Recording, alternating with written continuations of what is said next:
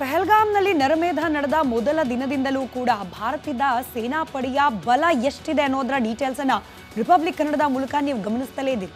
ಕೇವಲ ನಾವು ಕೊಡೋ ಮಾಹಿತಿ ಮಾತ್ರವಲ್ಲ, ಡಿಫೆನ್ಸ್ ಎಕ್ಸ್ಪರ್ಟ್ಗಳನ್ನ, ನಿವೃತ್ತ ಯೋಧರನ್ನ ಕೂಡ ನಾವು ಸಂಪರ್ಕ ಮಾಡಿ ಅವರಿಂದಲೇ ನೇರವಾಗಿ ಮಾಹಿತಿಯನ್ನ ನಿಮ್ಮವರೆಗೂ ತಲುಪಿಸ್ತಾ ಇದ್ದೇವೆ. ಡಿಫೆನ್ಸ್ ಎಕ್ಸ್ಪರ್ಟ್ಗಳು ಹೇಳೋ ಪ್ರಕಾರ ಇನ್ ಕೇಸ್ ಯುದ್ಧ ನಡೀತು ಅಂತಾದ್ರೆ ಯುದ್ಧ ಪ್ರಾರಂಭವಾದ ಕೇವಲ 7 ದಿನ ಮ್ಯಾಕ್ಸಿಮಮ್, ಪಾಕಿಸ್ತಾನ ಏನೇ ಹರಸಾಹಸ ಪಟ್ಟರೂ ಕೂಡ 7 ದಿನಗಳು ಮಾತ್ರ ಭಾರತದ ಸೇನಾಪಡೆ ಮುಂದೆ ನಿಲ್ಲಲಿಕ್ಕೆ ಪಾಕಿಸ್ತಾನಕ್ಕೆ ಸಾಧ್ಯವಾಗುತ್ತೆ. 8ನೇ ದಿನಕ್ಕೆ ಮಂಡಿ ಊರ್ಲೇಬೇಕು ಪಾಕಿಸ್ತಾನ. ಯಾಕಿಷ್ಟು ಕಾನ್ಫಿಡೆನ್ಸ್ನಲ್ಲಿ ನಾವು ಈ ಮಾತನ್ನು ಹೇಳ್ತಿದ್ದೀವಿ, ಡಿಫೆನ್ಸ್ ಎಕ್ಸ್ಪರ್ಟ್ಗಳು ಯಾಕಿಷ್ಟು ನಿಖರವಾಗಿ ಹೇಳ್ತಿದ್ದಾರೆ ಅಂದರೆ, ನಮ್ಮ ಪ್ರತ್ಯೇಕ ವಿಭಾಗ ಸೇನೆಯ 3 ಪ್ರತ್ಯೇಕ ವಿಭಾಗಗಳ ಬಲಾಬಲವನ್ನು ಲೆಕ್ಕ ಹಾಕಿದಾಗ ಇದು ಬಹಳ ಕ್ಲಿಯರ್ ಆಗ್ತಾ ಹೋಗುತ್ತೆ. ಫಾರ್ ಎಕ್ಸಾಂಪಲ್ ಭೂಸೇನೆ, ಭಾರತದ ಭೂಸೇನೆಯ ಬಗ್ಗೆ ನಾವು ಒಂದಷ್ಟು ಮಾಹಿತಿಯನ್ನು ಹಂಚಿಕೊಳ್ಳೋದಾದ್ರೆ, ಭಾರತದ ಭೂಸೇನೆ ಪಾಕಿಸ್ತಾನಕ್ಕಿಂತ 3 ಪಟ್ಟು ದೊಡ್ಡದು. ಭಾರತದ ಸೇನಾ ಬಲ ಅಮೆರಿಕ, ಚೀನಾ, ರಷ್ಯಾ ನಂತರದಲ್ಲಿ 4ನೇ ಸ್ಥಾನದಲ್ಲಿ ನಿಲ್ಲುವಂಥದ್ದು. ವರ್ಲ್ಡ್ ರ್ಯಾಂಕ್ 4 ಭಾರತದ ಭೂಸೇನೆಯ ಬಲ ಇದು. ಪಾಕಿಸ್ತಾನದ ಲೆಕ್ಕ ನಾವು ನೋಡೋದಾದ್ರೆ ನಮಗಿಂತ 8 ಸ್ಥಾನ ಹಿಂದಿದೆ. 8ನೇ ರ್ಯಾಂಕ್ ಅಲ್ಲ, 8 ಸ್ಥಾನ ಹಿಂದೆ. ಅಂದರೆ 12ನೇ ರ್ಯಾಂಕ್ನಲ್ಲಿ ನಿಲ್ಲುತ್ತೆ ಪಾಕಿಸ್ತಾನ. 4ನೇ ರ್ಯಾಂಕ್ನಲ್ಲಿರುವ ಭಾರತದ ಭೂಸೇನೆಯಲ್ಲಿ 12ನೇ ರ್ಯಾಂಕ್ನಲ್ಲಿರುವ ಪಾಕಿಸ್ತಾನದ ಸೇನಾಪಡೆಯಲ್ಲಿ. ಇದರ ಜೊತೆಗೆ ಭಾರತದ ಬಳಿಯಲ್ಲಿ ಅತ್ಯಂತ ಪ್ರಬಲವಾದ T-90 ಭೀಷ್ಮ ಹಾಗೆ ಅರ್ಜುನ ಟ್ಯಾಂಕ್ಗಳಿವೆ. ಇದರ ಆರ್ಭಟಕ್ಕೆ ಪಾಕಿಸ್ತಾನ ಸೇನಾಪಡೆ ಬೆಚ್ಚಿ ಬೀಳೋದು ಗ್ಯಾರಂಟಿ. ಕೇವಲ ಹಗಲೊತ್ತು ಮಾತ್ರವಲ್ಲ, ಇನ್ ಕೇಸ್ ಪಾಕಿಸ್ತಾನ ಕದನ ನಿಯಮಗಳನ್ನು ಉಲ್ಲಂಘನೆ ಮಾಡಿ ರಾತ್ರಿ ದಾಳಿ ನಡೆಸುವ ಸಂಚನ್ನ ರೂಪಿಸಿದ್ರು ಕೂಡ, ರಾತ್ರಿ ವೇಳೆಗೂ ಕೂಡ ಪಾಕಿಸ್ತಾನಕ್ಕೆ ಟಕ್ಕರ್ ಕೊಡುವಂತಹ ಅತ್ಯಾಧುನಿಕ ಶಸ್ತ್ರಾಸ್ತ್ರಗಳು ಭಾರತದ ಬತ್ತಳಿಕೆಯಲ್ಲಿವೆ. ಡಿಜಿಟಲ್ ಯುದ್ಧ ಪ್ರಾರಂಭ ಆದರೆ ಅದರಲ್ಲೂ ಕೂಡ ಪಾಕಿಸ್ತಾನಕ್ಕಿಂತ ಭಾರತವೇ ಸಾಕಷ್ಟು ಮುಂದಿದೆ. ಇದು ಕೇವಲ ಭೂಸೇನೆಯ ಲೆಕ್ಕಾಚಾರ. ಇನ್ನು ನಮ್ಮ ಏರ್ಫೋರ್ಸ್ನ ಶಕ್ತಿ ಎಷ್ಟಿದೆ, ಪಾಕಿಸ್ತಾನದ ಮುಂದೆ ನಾವು ಎಷ್ಟು ಏರ್ಫೋರ್ಸ್ನಲ್ಲಿ ಮುಂದೆ ಇದ್ದೀವಿ ಅಂತೇಳಿ ಹೋಲಿಕೆಯನ್ನು ಮಾಡ್ತಾ ಹೋದರೆ ಭಾರತ ಏರ್ಫೋರ್ಸ್ ದಿ ಬೆಸ್ಟ್ ಅಂತ ಹೇಳುತ್ತೆ. ಇಡೀ ವಿಶ್ವಕ್ಕೆ ಗೊತ್ತು ಭಾರತ ಪಾಕಿಸ್ತಾನದ ಮುಂದೆ ಎಷ್ಟು ಅಂತರದಲ್ಲಿದೆ, ಎಷ್ಟು ಎತ್ತರದಲ್ಲಿದೆ ಅಂತೇಳಿ. ನೋಡಿ, ನಮ್ಮ ಬಳಿ ಇರುವಂಥ ಫೈಟರ್ ಜೆಟ್ಗಳು ರಫೇಲ್, ಸುಖೋಯ್, ತೇಜಸ್, ಈ 3 ಕೂಡ ನೀವು ಬೆಂಗಳೂರಲ್ಲಿ ನಡೆಯುವಂಥ ಏರ್ ಶೋನಲ್ಲಿ ನೋಡಿರ್ತೀರಿ. ರಫೇಲ್, ಸುಖೋಯ್ ಇವೆರಡೂ ಇದೆಯಲ್ಲ, ಇದ್ರ ಮುಂದೆ ಈ ಪಾಕ್ನ F-16 ಯಾವುದಕ್ಕೂ ಕೂಡ ಲೆಕ್ಕಕ್ಕೆ ಇಲ್ಲ. ವೀಕ್ಷಕರು, ನಿಮಗೆ ಗೊತ್ತಿರಲಿ, ಈ F-16 ಯುದ್ಧ ನೌಕೆ ಇದೆಯಲ್ಲ ಪಾಕಿಸ್ತಾನದ, ಈ ಯುದ್ಧ ನೌಕೆಗಳನ್ನು ತಗೊಂಡು ಹೋಗಿ ಏರ್ ಬೇಸಲ್ಲಿ ಇದ್ದಂಥ ಯುದ್ಧ ನೌಕೆಗಳನ್ನು ತಗೊಂಡೋಗಿ ಎಲ್ಲೋ ಒಂದು ಕಡೆ ಅವಿತಿಟ್ಟಿದೆಯಂತೆ, ಭೂಗತ ಮಾಡಿಟ್ಬಿಟ್ಟಿದೆ. ಏನಾದರೂ 1 ಇಂಚ್ ಏನಾದರೂ ಅದರಲ್ಲಿ ನೆಟ್ ಬೋಲ್ಟ್ ಲೂಸ್ ಆದರೂ ಕೂಡ ಅದನ್ನು ರಿಪೇರಿ ಮಾಡಿಸಿಕೊಳ್ಳೋದಕ್ಕೂ ಕೂಡ ಪಾಕಿಸ್ತಾನದವರ ಬಳಿ ದುಡ್ಡಿಲ್ಲ. ಯಾವಾಗ ಭಾರತ ಏರ್ ಸ್ಟ್ರೈಕ್ ಮಾಡುತ್ತೋ ಗೊತ್ತಿಲ್ಲ, ಆಕಾಶದ ಮೂಲಕ ಹೋಗಿ ಅಟ್ಯಾಕ್ ಮಾಡುತ್ತೋ ಗೊತ್ತಿಲ್ಲ. ಮೊದಲು ಟಾರ್ಗೆಟನ್ನು ಮಾಡಿದ್ರೆ F-16 ಟಾರ್ಗೆಟ್ ಮಾಡುತ್ತೆ ಅಂತೇಳಿ ಪಾಕಿಸ್ತಾನ ಭಯಗೊಂಡು ಅದನ್ನು ತಗೊಂಡೋಗಿ ಬಚ್ಚಿಟ್ಟಿದೆ. ಇನ್ನು ಭಾರತದ ಬಳಿ ಹೆರಾನ್, ಹಾರೋಪ್, ಹರ್ಮಿಸ್ಗಳಿದೆ. ಇದು ಸೇರಿದಂತೆ ಭಾರತದ ಬಳಿ ಇರುವಂಥ ಡ್ರೋನ್ ಇದ್ದಾವಲ್ಲ, ಈ ಡ್ರೋನ್ ಎಷ್ಟು ಕೆಪಾಸಿಟಿ ಇದೆ ಅಂತಂದರೆ, ಎಷ್ಟು ಟೆಕ್ನಾಲಜಿಯಲ್ಲಿ ಮುಂದುವರೆದಿದೆ ಅಂತಂದರೆ, ಈ ಡ್ರೋನ್ ರೆಡಾರ್ ಕಣ್ತಪ್ಪಿಸಿ ಆ ರೆಡಾರ್ನ ಲಿಮಿಟ್ನಿಂದ ಮೇಲೆ ಹಾರಿ ಟಾರ್ಗೆಟನ್ನು ಉಡೀಸ್ ಮಾಡುವಂಥ ಕೆಪಾಸಿಟಿ ಇರುವಂಥ ಡ್ರೋನ್ಗಳಿದೆ. 450 ಕಿಲೋಮೀಟರ್ನಿಂದ 1000 ಕಿಲೋಮೀಟರ್ ತನಕ ಕೂಡ ದಾಳಿ ಮಾಡಬಲ್ಲದು. ಭೂಸೇನೆ ಆಯಿತು, ವಾಯುಪಡೆ ಆಯಿತು, ಇದೀಗ ನಮ್ಮ ನೇವಿ, ಭಾರತದ ಹೆಮ್ಮೆಯ ಜಲಸೇನೆಯ ಬಲವನ್ನು ತಿಳಿದುಕೊಳ್ಳೋ ಸಮಯ. ಭಾರತದ ಬಳಿಯಲ್ಲಿ 2 ಏರ್ಕ್ರಾಫ್ಟ್ ಕ್ಯಾರಿಯರ್ ಯುದ್ಧ ನೌಕೆಗಳಿದೆ. ಪಾಕಿಸ್ತಾನದ ಬಳಿಯಲ್ಲಿ ಈ ಕೆಪಾಸಿಟಿನೇ ಇಲ್ಲ. ಏರ್ಕ್ರಾಫ್ಟ್ ಕ್ಯಾರಿಯರ್ ಅಂದರೆ ಏನು? ಹಡಗು. ಆದರೆ ಆ ಹಡಗಲ್ಲಿ ಒಂದು ಯುದ್ಧ ವಿಮಾನವನ್ನು ಲಾಂಚ್ ಮಾಡುವ ಸಾಮರ್ಥ್ಯವುಳ್ಳ ರನ್ವೇ ಇದೆ. INS ವಿಕ್ರಾಂತ್ ಈಗ ಆಲ್ರೆಡಿ ಅರಬ್ಬಿ ಸಮುದ್ರದಲ್ಲಿದೆ, ಯುದ್ಧದ ತಾಲೀಮಿನಲ್ಲಿ ನಿರತವಾಗಿದೆ. INS ವಿಕ್ರಾಂತ್ ಒಂದೇನೆ, ಅದರ ಉದ್ದ 1/4 ಕಿಲೋಮೀಟರ್ನಷ್ಟು. 1/4 ಕಿಲೋಮೀಟರ್ ಉದ್ದದ ವಿಕ್ರಾಂತ್ ಸಾಲು ಸಾಲು ಯುದ್ಧ ವಿಮಾನಗಳನ್ನ, ಫೈಟರ್ ಜೆಟ್ಗಳನ್ನ ತನ್ನ ಒಡಲಲ್ಲಿ ಹೊತ್ತೊಯ್ಯುವ ಸಾಮರ್ಥ್ಯವನ್ನ ಹೊಂದಿದೆ. ಕೇವಲ ವಿಕ್ರಾಂತ್ ಮಾತ್ರವಲ್ಲ, INS ವಿಕ್ರಮಾದಿತ್ಯ ಕೂಡ ವಿಮಾನವಾಹಕ ವಿಮಾನಗಳನ್ನ ತನ್ನ ಜೊತೆಯಲ್ಲೇ ಹೊತ್ತು ಅರಬ್ಬಿ ಸಮುದ್ರದಲ್ಲಿ ನೇರವಾಗಿ ನಿಂತು ಕರಾಚಿಯನ್ನ ಹೊಡೆದು ಉರುಳಿಸುವ ಸಾಮರ್ಥ್ಯವನ್ನ ಹೊಂದಿದೆ. ಪಾಕಿಸ್ತಾನದ ಬಳಿಯಲ್ಲಿ ಹೇಳ್ಕೊಳ್ಳಿಕ್ಕೆ ಒಂದೇ ಒಂದು ವಿಮಾನವಾಹಕ ಕೂಡ ಇಲ್ಲ. ಆದರೂ ಅರಬ್ಬಿ ಸಮುದ್ರದಲ್ಲಿ ಗಸ್ತು ತಿರುಗ್ತಾ ಇದೆ ಪಾಕಿಸ್ತಾನದ ಹಡಗುಗಳು. ಭಾರತದ ಬಳಿಯಲ್ಲಿ ಕೇವಲ ಇಷ್ಟು ಮಾತ್ರ ಅಲ್ಲ, ನ್ಯೂಕ್ಲಿಯರ್ ಸಬ್ಮೆರಿನ್ ಇದೆ. ಸಬ್ಮೆರಿನ್ಗಳ ಲೆಕ್ಕಾಚಾರದಲ್ಲೂ ಕೂಡ ಭಾರತದ ಮುಂದೆ ಪಾಕಿಸ್ತಾನ ನಿಲ್ಲಲಿಕ್ಕೂ ಸಾಧ್ಯ ಇಲ್ಲ. INS ಅರಿಹಂತ್, INS ಅರಿಘಾತ್ ನ್ಯೂಕ್ಲಿಯರ್ ಸಬ್ಮರಿನ್ಗಳ ಮುಂದೆ ಪಾಕಿಸ್ತಾನದ ಈ ನೌಕಾಪಡೆ ನಡುಗಿ ಹೋಗುತ್ತೆ. ಪಾಕಿಸ್ತಾನದ ಬಳಿಯಲ್ಲಿ ನ್ಯೂಕ್ಲಿಯರ್ ಸಬ್ಮರಿನ್ ಕೂಡ ಇಲ್ಲ. ಒಂದು ಕಡೆ ಯುದ್ಧ ವಿಮಾನವನ್ನ ಹೊತ್ತೊಯ್ಯುವ ಏರ್ಕ್ರಾಫ್ಟ್ ಕ್ಯಾರಿಯರೂ ಇಲ್ಲ, ಜೊತೆಯಲ್ಲಿ ನ್ಯೂಕ್ಲಿಯರ್ ಸಬ್ಮೆರಿನ್ಗಳು ಕೂಡ ಇಲ್ಲ. ಇದಿಷ್ಟು ಮಾತ್ರ ಅಲ್ಲ, ನಾವೀಗ ಗಮನಿಸಿದ್ದು ಭೂಸೇನೆ, ವಾಯುಪಡೆ ಹಾಗೆ ನೌಕಾಪಡೆಯ ತಾಕತ್ತು. ಇದರ ಜೊತೆಯಲ್ಲೇ ಮತ್ತಷ್ಟು ವಿವರ ನಾಗೇಂದ್ರ ಬಾಬು. ಇನ್ನು ಪರಮಾಣು ತಾಕತ್ತು ನೋಡಿ, ಎಲ್ಲ ತಾಕತ್ತು ಏನಕ್ಕೆ ನಿಮಗೆ ಹೇಳ್ತಾ ಇದೀವಿ ಅಂತಂದರೆ, ಒಂದು ವೇಳೆ ಯುದ್ಧ ಆರಂಭ ಆದರೆ 7 ದಿನಕ್ಕೆ ಅಂತ್ಯ ಆಗುತ್ತೆ. ಬರೆದಿಟ್ಕೊಳ್ಳಿ, 7 ದಿನ ಸಾಕು. ಪಾಕಿಸ್ತಾನ ಭೂಪಟದಲ್ಲಿ ಇತ್ತು ಅಂತೇಳಿ ಮುಂದಿನ ಪೀಳಿಗೆಯವರು ಓದ್ತಾರೆ ಪುಸ್ತಕಗಳಲ್ಲಿ. ಇಂಥ ಒಂದು ಶತ್ರು ದೇಶ ಇತ್ತು. ಇವತ್ತು ನಾವು ಯಾವ ರೀತಿಯಾಗಿ ಹಿರೋಶಿಮಾ ನಾಗಸಾಕಿ ಬಗ್ಗೆ ನಾವು ಮಾತಾಡ್ತೀವೋ, ಅದೇ ಥರವಾಗಿ ಪಾಕಿಸ್ತಾನದ ಬಗ್ಗೆ ಕೂಡ ಮುಂದಿನ ಪೀಳಿಗೆಯವರು ಬುಕ್ನಲ್ಲಿ ಓದುವಂಥ ಪರಿಸ್ಥಿತಿ ಬಂದೊದಗಿದೆ. ಭಾರತದ ಬಳಿ ಸದ್ಯ 180 ಪರಮಾಣು ಆಯುಧಗಳಿದೆ. ಪೃಥ್ವಿ ಅಗ್ನಿ ಮಿಸೈಲ್ನಿಂದ ಅಣ್ವಸ್ತ್ರ ದಾಳಿ ಮಾಡುವಂಥ ಕೆಪಾಸಿಟಿ ಭಾರತದ ಬಳಿ ಇದೆ. K-15 ಸಾಗರಿಕಾ, K-4 ಮಿಸೈಲ್ನಿಂದಲೂ ಕೂಡ ದಾಳಿಯನ್ನು ಮಾಡಬಹುದು. ಪಾಕಿಸ್ತಾನದ ಬಳಿ ಇರುವಂಥದ್ದು ಪರಮಾಣು ಆಯುಧಗಳು 170 ಮಾತ್ರ. ಇನ್ನು ಭಾರತದ ಸೇನಾಪಡೆಯ ಸಾಮರ್ಥ್ಯ ಇಷ್ಟ ಆದರೆ ಆರ್ಥಿಕ ಬಲಾಬಲದ್ದು ಲೆಕ್ಕ ಹಾಕ್ಬಿಡೋಣ. ಈಗ ಆಲ್ರೆಡಿ ಪಾಪರ್ ಆಗಿದೆ ಪಾಕಿಸ್ತಾನ. IMF ಮುಂದೆ ಭಿಕ್ಷೆ ಬೇಡ್ತಾ ಇದೆ ಪಾಕಿಸ್ತಾನ. ಇನ್ನು ಯುದ್ಧ ಮಾಡುವ ಸಾಮರ್ಥ್ಯ ಪಾಕಿಸ್ತಾನಕ್ಕೆ ಇದೆಯಾ ಅಂತ ನೋಡೋದಾದ್ರೆ ಭಾರತದ ಆರ್ಥಿಕತೆ ಅತ್ಯಂತ ಬಲಿಷ್ಠವಾಗಿದೆ. ಭಾರತ ಯುದ್ಧಕ್ಕೆ ಇಳಿದ್ರೆ ಪ್ರತಿನಿತ್ಯ 2,000 ಕೋಟಿ ಖರ್ಚು ಮಾಡುವ ಸಾಮರ್ಥ್ಯವನ್ನ ಭಾರತ ಹೊಂದಿದೆ. ಪಾಕಿಸ್ತಾನ ಹೆಂಗೆ ಕೂಡಿ ಕಳೆದು ಭಿಕ್ಷೆ ಬೇಡಿದ್ರು ಕೂಡ ಅಬ್ಬಬ್ಬ ಅಂದ್ರೂ 500 ಕೋಟಿ ಒಂದು ದಿನಕ್ಕೆ ಖರ್ಚು ಮಾಡಬಹುದಷ್ಟೇ ಪಾಕಿಸ್ತಾನ. 2024 ಭಾರತೀಯರ ತಲಾದಾಯ, ಕಳೆದ ವರ್ಷದ ಭಾರತೀಯರ ತಲಾದಾಯ 2,26,000 ಇದೆ. ಇಷ್ಟು ಸಾಲ ಪಾಕಿಸ್ತಾನದ ಒಬ್ಬ ಪ್ರಜೆ ಮೇಲಿದೆ. ಪಾಕಿಸ್ತಾನಿಗಳ ತಲಾದಾಯ ಇರೋದು 1,32,000 2024ರಲ್ಲಿ.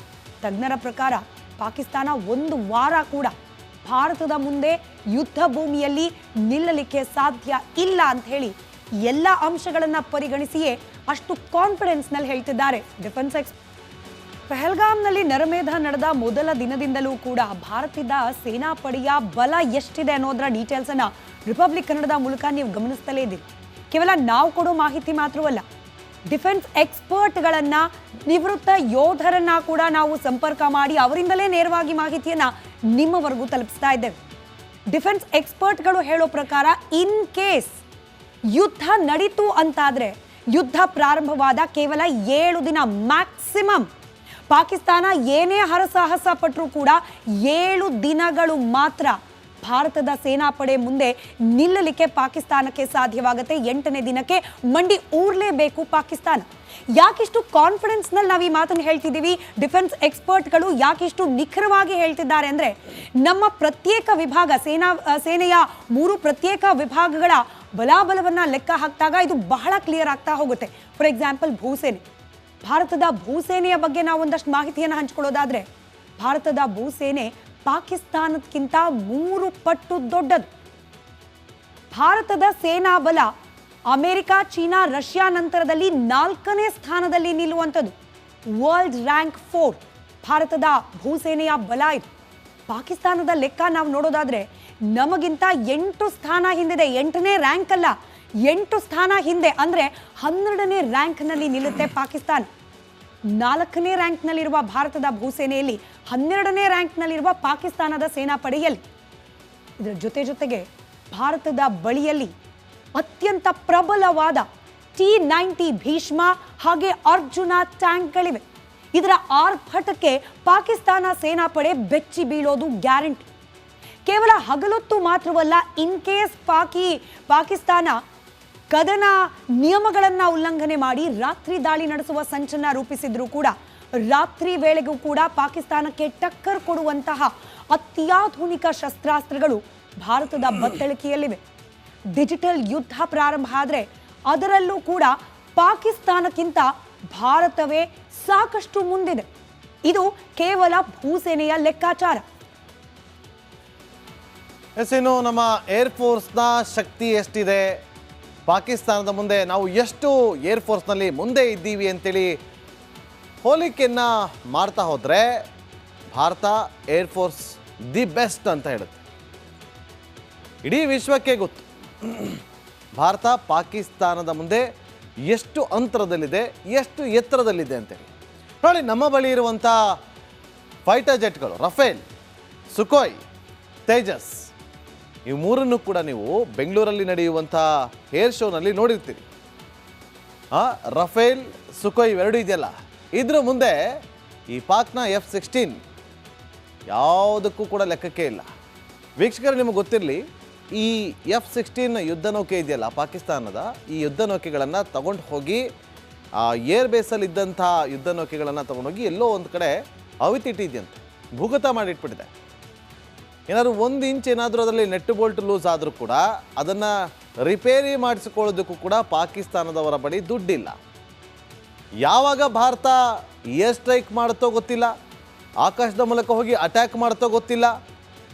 ಮೊದಲು ಟಾರ್ಗೆಟನ್ನು ಮಾಡಿದ್ರೆ F-16 ಟಾರ್ಗೆಟ್ ಮಾಡುತ್ತೆ ಅಂತೇಳಿ ಪಾಕಿಸ್ತಾನ ಭಯಗೊಂಡು ಅದನ್ನು ತಗೊಂಡೋಗಿ ಬಚ್ಚಿಟ್ಟಿದೆ.